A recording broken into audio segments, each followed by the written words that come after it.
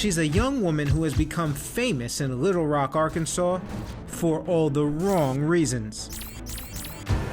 Everyone knows Ebby. Ebby is the Little Rock girl. You can say Ebby Steppach and most people will know who you're talking about. She went to a house party to kick off the weekend. But that was the end of the good times for 18-year-old Ebby. Ebby went to a party on Friday night and had been assaulted, and there was a videotape. And it's the beginning of a nightmare for her and her family. She got extremely upset and was threatening to go to the police about it. And then 2 days later, she disappears. Yes. Gone and nowhere to be found. And now only Crime Watch Daily tracks down a key witness who sheds light on the frightening possibilities. When was the last time you saw her alive and well? Had to be on Thursday night. And we present him with the potential bombshell evidence that has her parents agonizing. Is this innocent young girl now living as a sex slave? And who is behind it? She was really hooked up with this one gentleman. This is a big deal. Well, I thought it was a big deal at the time, but nobody asked me. The best case scenario is your daughter is still alive, but being sex trafficked. That's the worst case scenario to me. Lori Jernigan says her daughter Ebby is a joy to have around. She is bubbly, happy, she loves fiercely. She is a helper. But Ebby has an independent streak too. When she started pushing the boundaries, it was, I have a car of my own, I should be able to come home when I want. When she gets that first car, a whole new world opens up, and she's taken the ride all the way. She didn't realize the danger. But she doesn't see the stoplight dead ahead on the night she heads to a party in Little Rock. She did have bad influences on her life, some that I didn't know. The next morning, she sends a frightening text message to her friend Gage Fulton. And now Gage reads that text out loud on a phone call to private investigator Monty Vickers, who records the conversation. I was hanging with some dudes last night, and we smoked, and I had sex with one of them, and he recorded me, dude, like when I wasn't looking. Videotaped during a sexual encounter. Ebby doesn't tell Gage who did it, but he tells Vickers that she is horrified and confused. Did she tell you that she was raped? She said she felt forced into it. Her last text message to me is, I'm going to go kill myself. But Ebby doesn't kill herself. She's enraged and plans to do something about it. That same night, she again sends a text, this time to her stepfather, Michael Jernigan, while he's at dinner with the family. An incident had occurred at that party that she wanted to discuss with the police. Was this encounter of a sexual nature? Yes, there had been an encounter with a particular individual at that party that he had videotaped.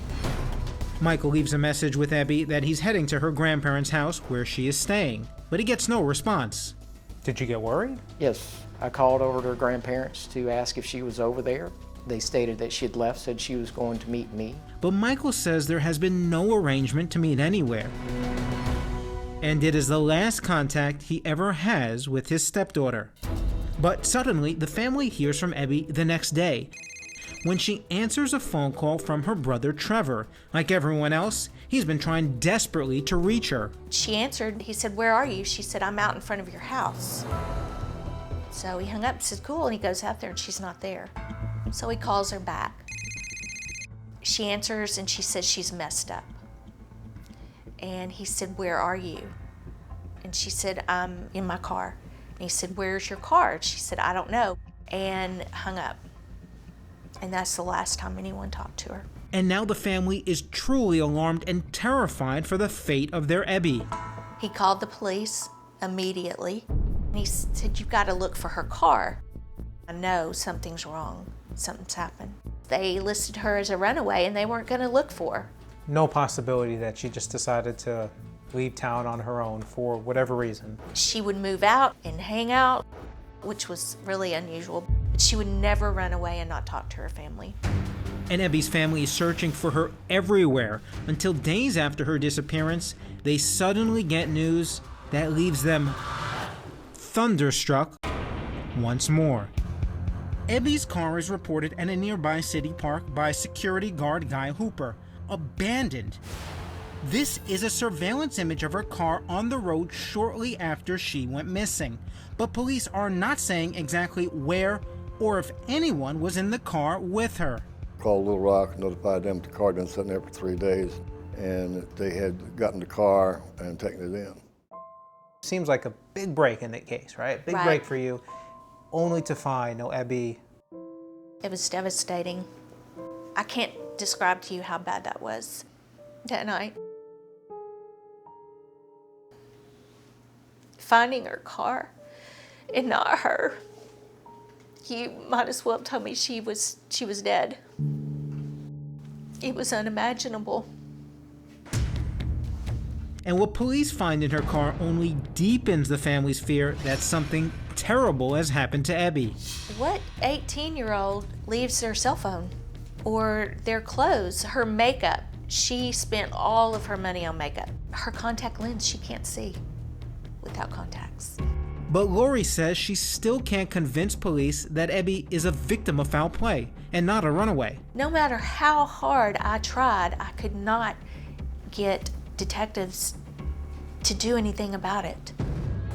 Not only that, Ebby's family says they still don't know if some of the people who were with her at the party have even been questioned by police. Michael says Ebby gave him some names in that last text conversation, but he will not reveal them for fear of jeopardizing the ongoing investigation. Do you know who these people are? I know 2 of the individuals. Okay. Do the police know who they are? Yes, Have the police been able to question them? not to my knowledge. Next, another shocking discovery sends Ebby's loved ones reeling. They said, we found a leg. Here's a shoe. And it was a shoe like she had had before. And remember the security guard who first reported her abandoned car? Guess what? He now tells us he saw a lot more than that. And it could blow this case wide open. He was the one with her. Sure looks like him.